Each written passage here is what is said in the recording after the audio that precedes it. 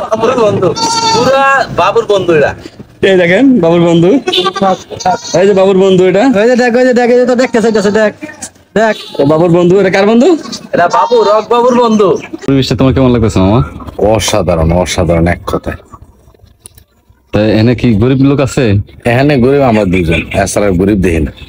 এখানে যা আছে সবাই পয়সা। আশেপাশে দেখাও ঘুরে তাহলে মানুষ বুঝতে পারবে। ওর কি নাই? হয় না পুরা। হ্যালো, আসসালামু আলাইকুম, কেমন আছেন সবাই? আশা করি ভালো আছেন। তো এই মুহূর্তে আমরা রওনা দিলাম সকালবেলা, যে মানে পদ্মা, এই যে পদ্মা যে রাস্তাটা, ঢাকা থেকে মাওয়া পর্যন্ত রাস্তাটা, আসলে রাস্তার পরিবেশটা কেমন থাকে, ওয়েদারটা কেমন থাকে, মানে চলাফেরা করতে কেমন লাগে, এই বিষয়টা আজকে আপনাদেরকে আমরা তুলে ধরবো ইনশাআল্লাহ। সঙ্গে থাকুন, দেখাইতেছি পুরো ব্লগটা দেখবেন, না টেনে। আশা করি ভালো লাগবে। একদম গ্রাম্য পরিবেশ, আমরা বিভিন্ন গ্রামেও যাব। একদম যারা মিস করেন গ্রামকে, যারা ভালোবাসেন, যারা তাদের বেড়ে ওঠা ছোটবেলা, শৈশবকাল, আপনার কৈশোর যাদের গ্রামে কেটেছে, তাদের জন্য ভিডিওটা আশা করি অনেক ভালো লাগবে। কারণ আমরা গ্রামটা ওইভাবে ঘুরে ঘুরে দেখাবো। গ্রামীণ যে রাস্তায় ঘাট, প্রাকৃতিক যে পরিবেশটা আমরা ঘুরে ঘুরে দেখার চেষ্টা করবো। মাওয়া রাস্তায় গাড়ি চালাইলে মনে হয় যেমন বাইরে আছি, বাইরে কোন উন্নত কান্ট্রিতে আছি এরকম মনে হয়। আর সকাল তো অনেক সুন্দর লাগতেছে। বাংলাদেশে না বাইরে? বাইরে।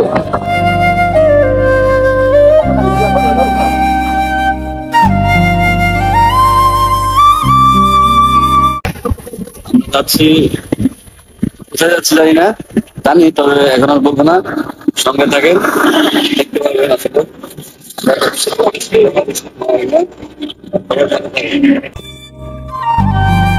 অপরূপ সুন্দর এই মাওয়া রোড, সবাই জানেন হয়তো বা কম বেশি গেছেন সবাই। আমরা যাচ্ছি মাওয়া দিয়ে মুন্সিগঞ্জ যাব একটা কাজে। তবে এই মাওয়া রোডে উঠলে মনে হয় যেমন বিদেশে আছি, এরকম একটা ভাব মনে হয়।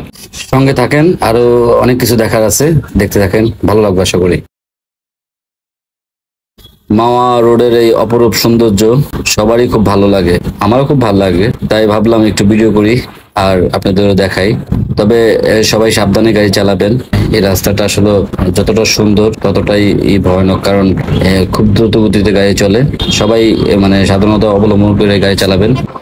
বাংলাদেশে যদি প্রতিটা হাইওয়ে এত সুন্দর করে রাস্তা করতো, তাহলে আসলে বাংলাদেশটা অনেক উন্নত হয়ে যেত, অনেক সৌন্দর্য বৃদ্ধি করতো আমার মনে হয়। যদিও মানে মাওয়া রাস্তা দেখে মনে হইতেছে যে আসলে এরকম রাস্তা যদি প্রত্যেকটা হাইওয়েতে করা হতো তাহলে খুব ভালো হইতো মনে হয়।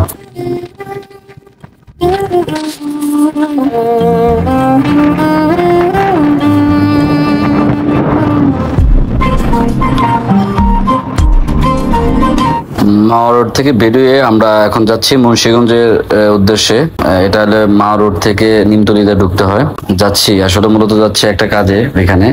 মুন্সিগঞ্জ যাওয়ার পথে এই অপরূপ সৌন্দর্য চোখে পড়লো, তাই আসলে ভিডিও করলাম, তার সাথে আপনাদের দেখাবো বলে। এটা মুন্সিগঞ্জ যাওয়ার সবচেয়ে সহজ রাস্তা আমার কাছে মনে হয়, কারণ এখান থেকে যাওয়ার রাস্তাটা খুব ভালো, কোনো ভাঙাচোরা নাই।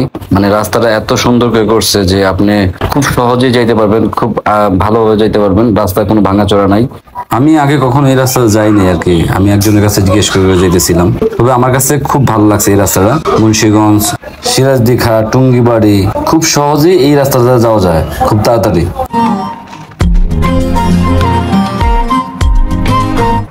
খুব সকালে বেরিয়েছিলাম আমরা। দুই ধারে কৃষি জমি, একটু একটু কুয়াশা কুয়াশা মানে ভাব বোঝা যায়। রাস্তার উপরে দুই ধারে গাছ, মানে খুবই সুন্দর, খুবই সুন্দর লাগে আসলে। এই রাস্তাটা অপরূপ সৌন্দর্য, একদম অপরূপ সৌন্দর্য। গ্রামের যে আসলে রাস্তা, মিঠো পথ বলে কবির ভাষায় যেটা বলে আর কি, অপরূপ সৌন্দর্য এখানে। মানে যে যাবেন তারই ভালো লাগবে, খুবই ভালো লাগবে আমি মনে করি। আপনারা যে যে যাবেন টুঙ্গিবাড়ি, সিরাজদিঘা এই রুটটা যাবেন, আপনাদের অনেক ভালো লাগবে। এই রাস্তাতে যখন যাবেন খুব ভালো লাগবে, কারণ দুই ধারে কোনো বাড়ি নাই, কৃষি জমি, সবুজের সমারোহ, খুব ভালো লাগবে আপনাদের।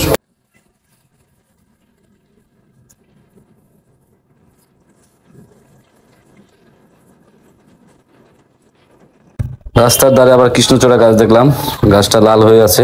মূলত এই সিজনে কৃষ্ণচূড়া ফুল ফোটে, দেখতে অনেক সুন্দর লাগে। নাস্তা করবো, চলে আসছি গন্তব্যের কাছাকাছি। মামা নাস্তা করবো? সকালবেলা গ্রামীণ নাস্তাটা করি, ভালো লাগবে। আপনাদের দেখাবো কি নাস্তা করতে। ফারুক নাস্তা করতেছে, আমার নাস্তা করা শেষ, যদিও আমরা খুব সকালে এখানে আসছি। আমার কি খাও?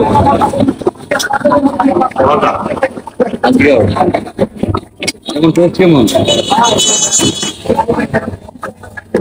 ভালোই।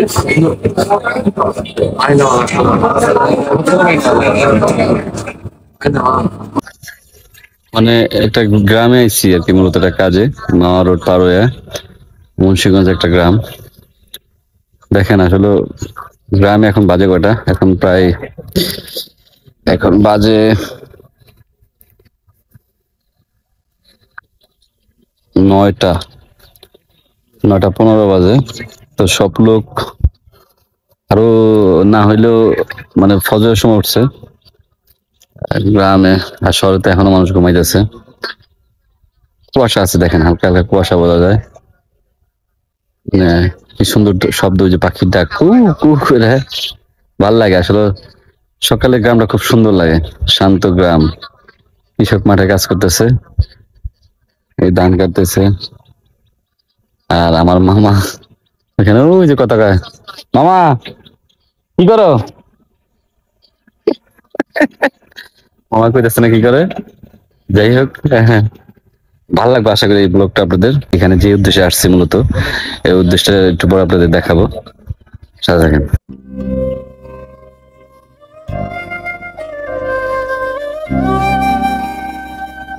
পরিবেশটা তোমার কেমন লাগতেছে মামা?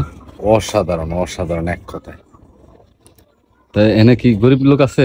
এখানে গরিব আমরা দুজন, এছাড়া গরিব দেখি না। এখানে যা আছে সবাই পয়সা। আশেপাশে দেখাও ঘুরে, তাহলে মানুষ বুঝতে পারবে।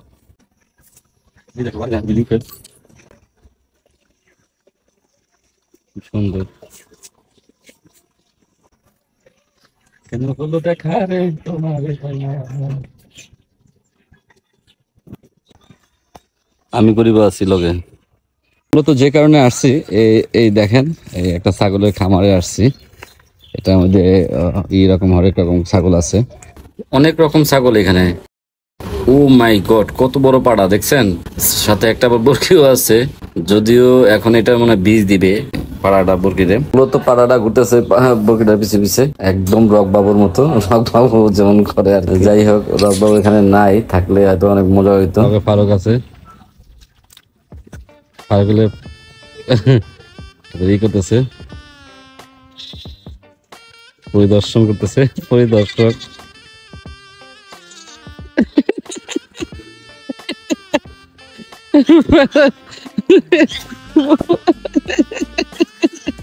পারকের উপরে উড়ে যাবে। পাড়ার এই অবস্থা গেছে যে পাড়া এখন পারকে মেয়ে দেওয়ার চিন্তা করতেছিল। দুঃখজনক বিষয় এটা, রকবাবু নাই এনে। রকবাবু থাকলে কাম হয়ে যেত। আমাদের রকবাবু থাকলে কাম হইতো, যেহেতু রকবাবু নাই।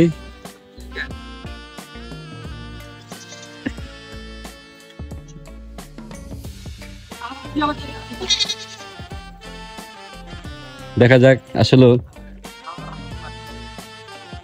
আমার মামারে মেরে দেয়নি, এটা টেনশন আছে আমি।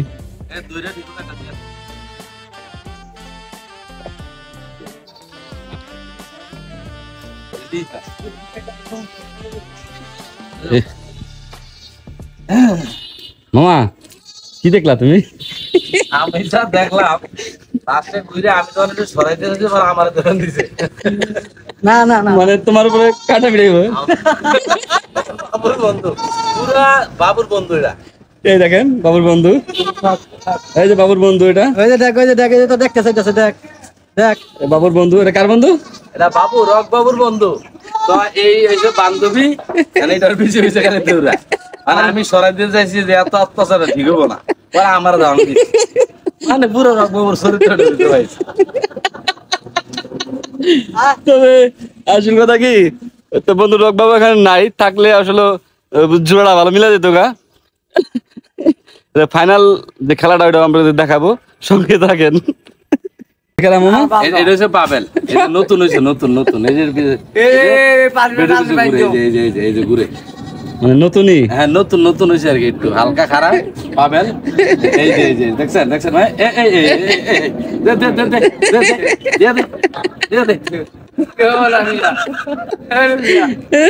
এই আমি না